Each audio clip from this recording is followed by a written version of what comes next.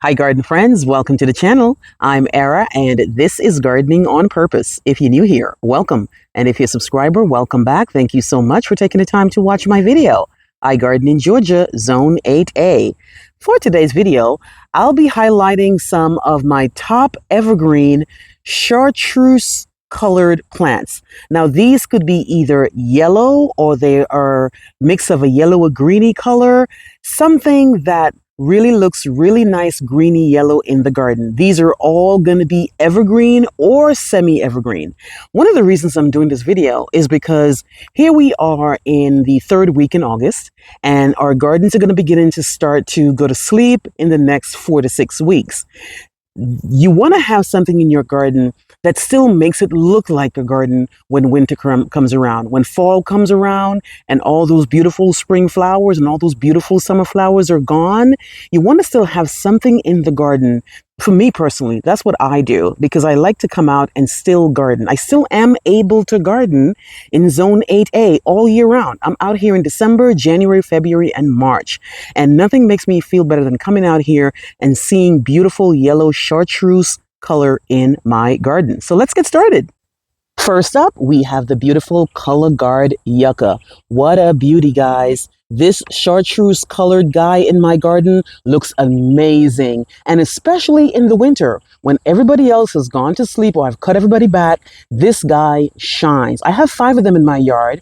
This guy is really great in our heat, really great in our winters. Now, although we don't get a lot of snow, we don't get really cold, it does still do well in the cold. It actually is a great container plant as well, so that's actually a good thing. It has a taproot, so it's not the easiest thing to dig up and move around, but I've done it because I have a bunch of them all over the yard.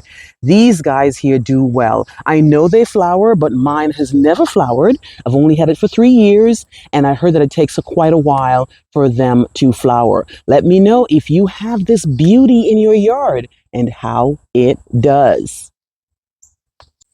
Next up, we have this yellow beauty here. This is Sunshine Ligustrum. This is a shrub that requires full sun, and it looks really, really great in the winter garden.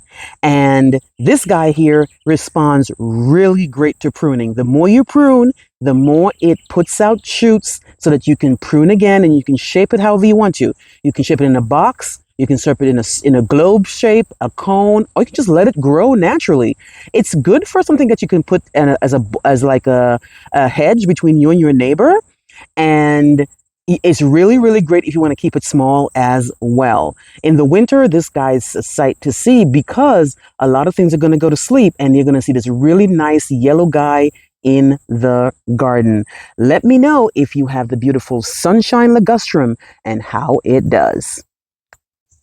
Next up, we have the Olive Martini Elaeagnus.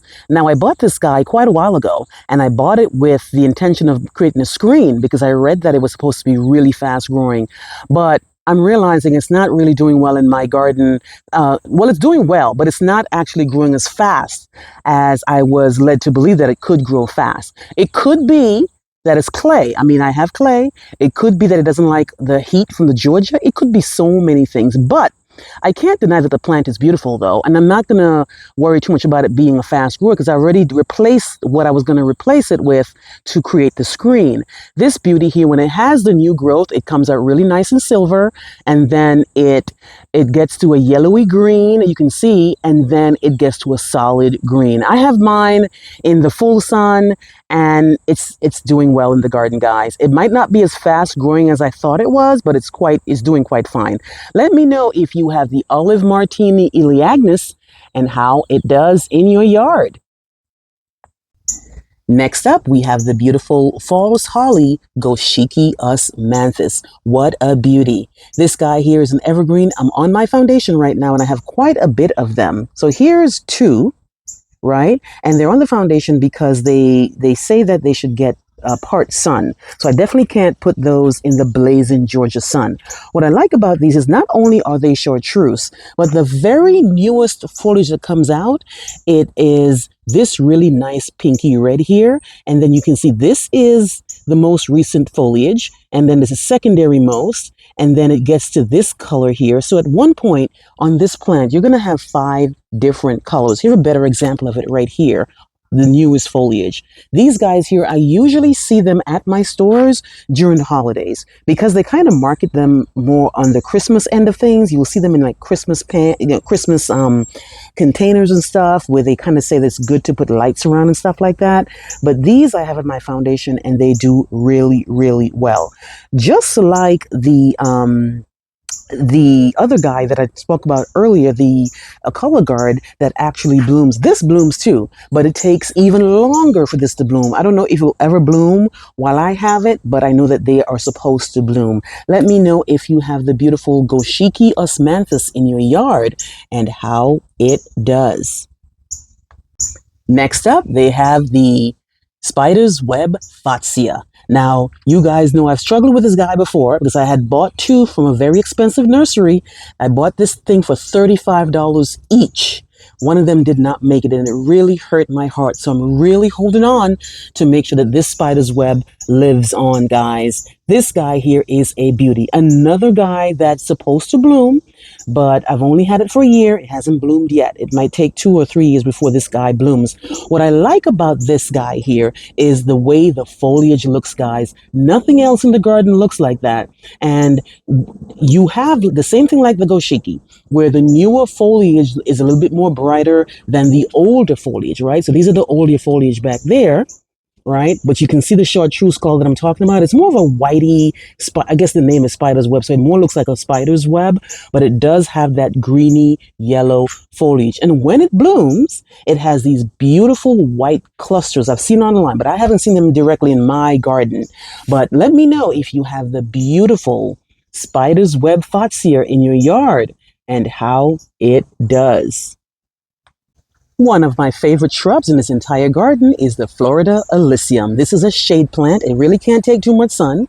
And when I first bought it, I actually had it on the foundation, and it's still on the foundation. One of them is on the foundation. I've moved the others because the growth habit, it actually gets beat up a little bit by the wind, and it actually has more of a vase-like growth habit. So it doesn't really stand up tall. And I wanted something to stand up tall because, you know, again, this is on the other side of the foundation. So that's my house right there. And as you can see, I have a clay area there and this guy here. And this guy is doing quite fine. But as it grows, it's actually going to start bending and it won't stand straight up. I know of another type called the Banana Appeal. Banana Appeal, I think, is put out by the First Editions brand, but this is not that. This is the one that I got from another nursery. This is called Florida Elysium, and it has this really nice chartreuse. Another thing about this guy is that if you brush against it or you kind of break the leaves, it has like a licorice smell. So it's really great. And even though I don't have any issue at all with deer, this is one of the plants that will definitely be deer resistant. Let me know if you have this beauty in your yard, guys. This guy here has this greeny color, but in the wintertime, it's even more yellow. Let me know what you think, guys. Another chartreuse guy in my garden is Liriope. This one is Liriope muscari. And this guy here stays evergreen for me here in Georgia. Might not stay evergreen for somebody else in like a lower zone, but for me, it looks like this all year round. And it has these beautiful purple foliage. Now, this guy is also on the foundation and it can take full sun, part shade, blazing sun. Liriope is one of the most versatile perennials in my yard. It does really, really well. Next up, we have the beautiful Paul's Gold Chamaecyparis. This is a conifer. This is one of the conifers that actually do well in my yard.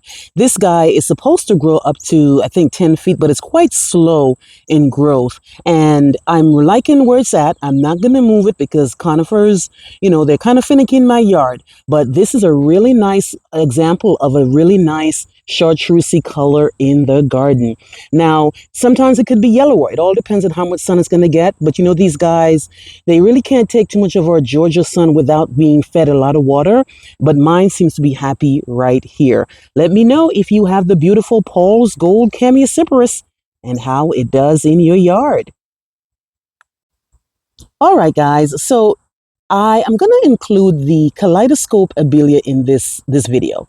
Even though the kaleidoscope is known to be more of a colorful foliage shrub, at some point during its the growth cycle, it's usually just chartreuse. So before it gets to having more of the pinky red, so I just want to include it here. Now this guy is new to the garden. I got this on clearance less than 6 months ago, and I put it in the ground, and it's doing quite fine. So if I zoom in, you can see some of the chartreuse looking foliage here. This guy here, if it does as good as the Canyon Creek and the Rose Creek, I am very excited about what this could do in my garden. Let me know if you have the beautiful kaleidoscope abelia and how it does in your yard.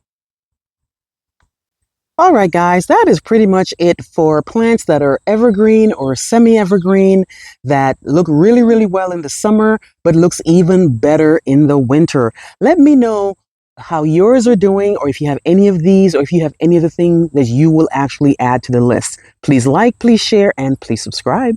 Remember to hit that notification bell so you can be alerted on all my new videos. I'll see you on the next one. Bye-bye.